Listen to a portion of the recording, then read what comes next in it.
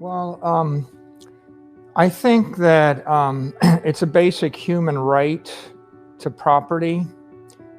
And what property really means is the ability to store economic energy over time in order to sustain yourself. We know there's 1.7 people or 1.7 billion that are unbanked. And if I really wanted to wreck your life, first I would take away all your money.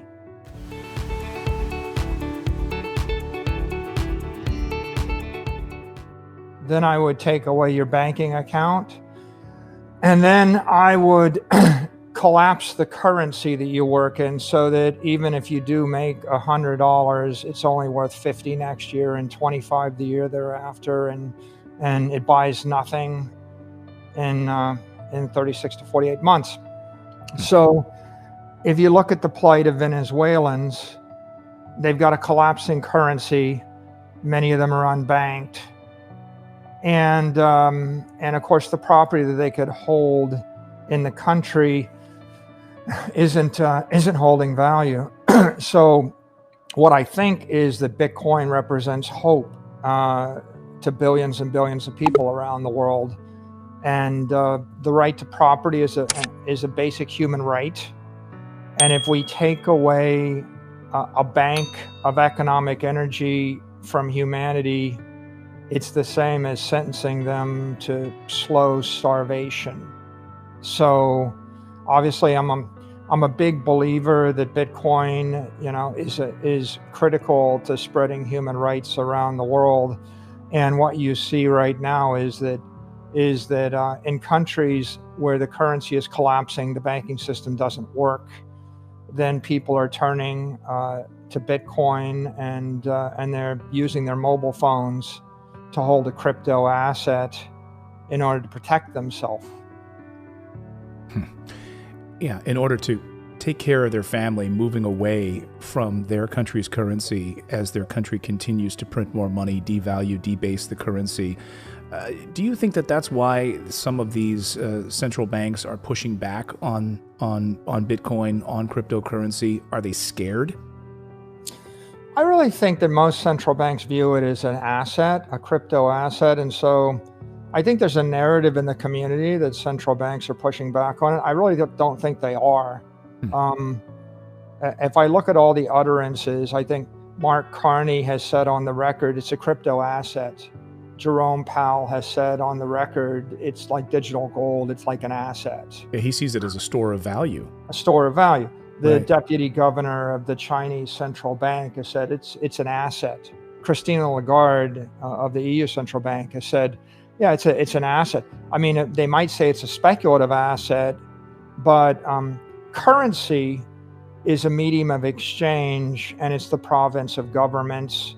And in order to be a currency, you have to be deemed non-taxable upon transfer. And Bitcoin is not. Bitcoin is deemed property by the IRS, and most countries deem it as property, which makes it an asset, not a currency.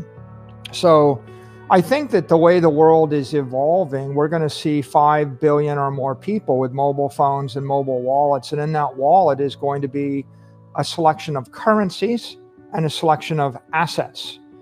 And the strongest currency is the dollar. And the strongest asset is Bitcoin. And in countries like Venezuela, they're going to lose their currency privileges, and their citizens are going to default to the dollar as a medium of exchange. But the only way that you can deploy dollars as a medium of exchange to billions of people across hundreds of countries and tens of thousands of banking systems or application networks is if you have a global settlement network, which is a shared monetary protocol, and that is Bitcoin. So Bitcoin is the global monetary network that allows everybody on Earth to store their economic energy over long periods of time. And it also allows everyone to synchronize those mobile wallets in Zimbabwe and Venezuela and Nigeria and India and Argentina and the US and China and the like. And so I see an emerging economy with a digital asset called Bitcoin and a digital currency, likely the dollar, but if not the dollar, perhaps the renminbi, right? And if not the Chinese currency, then perhaps the euro.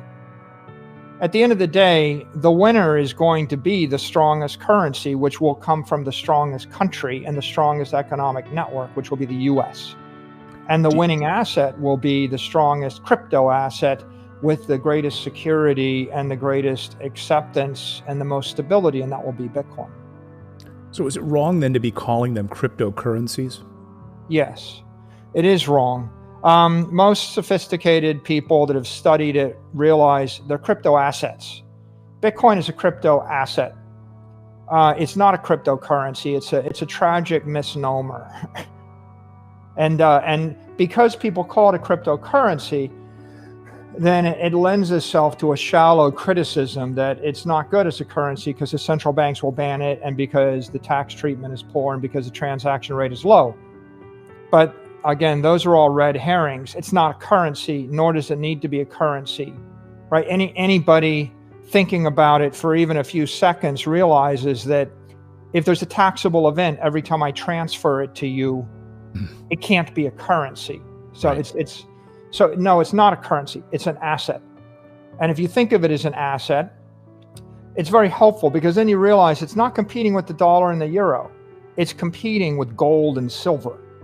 It's competing with bearer instruments, and to a certain degree, it's competing with bonds as a store of value, and it's competing with ETFs like the S&P 500 index as a store of value. And once you understand it that way, then you're not so afraid anymore, because you understand the regulatory framework that comes to Bitcoin is the same regulatory framework that comes to gold, silver, and S&P 500 indexes. It's just know your customer, anti-money laundering regulations. And if you're afraid to buy Bitcoin because you're afraid of regulation, you shouldn't be, because if it is regulated pari passu or at parity with these other assets, it will create an avalanche of institutional money flow into the asset class, because it'll simply normalize the treatment in the Western world. The IRS in 2014 deemed it to be property. Right, but and as property, it means that when you transfer it, you owe a capital gains tax. So there is like zero chance the IRS is going to reverse that. It is property. It's not a currency. And if you don't report it, it's a felony. This is the problem I think I wanted to touch on a little bit, is that I think you see a lot of these crypto billionaires millionaires on YouTube and other places where buying flashy cars and so forth. And if they're using their crypto in order to buy those things and they're not reporting it to the IRS, that's a huge mistake. Yeah, it's not very wise to transfer Bitcoin to pay for anything. I mean, if you were to say to me, I can pay you in Bitcoin, it doesn't make a lot of sense because the transactions are slow. But if I had highly appreciated Bitcoin, I would be accelerating a short or long-term capital gains bill in order to pay you. And so the only way that I would pay you in Bitcoin would be I would take $100, I would buy Bitcoin, and then 1 minute later, I would transfer the Bitcoin to you, so that the basis in the Bitcoin is equal at the time I acquired it and the time that I transferred it.